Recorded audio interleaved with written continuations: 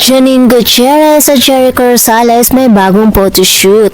May paayuda na naman sa atin ang Ekonin mga chikadora. Sa Instagram account kasi ng photographer na si Beji Pascual, ibinahagi nito ang isang larawan na kung saan ikasama niya sina Eko at Janine na tila may bagong ganap na photoshoot ang dalawa. Wow, nakaka-excite naman nito. Pinapakilig na naman tayo.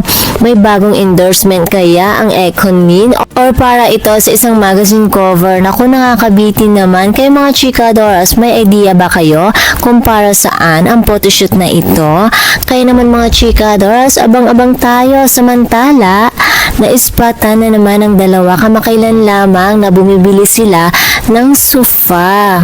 Para siguro yan sa new house ni Janine, talaga naman kailangan pati sofa i-aprobado pa rin ni Baba Eko. Kakakilig naman talaga.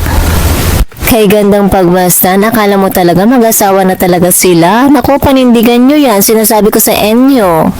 Nang dahil nga sa inyo, ay napilitan akong sagutin ang mandiligaw kong kapre.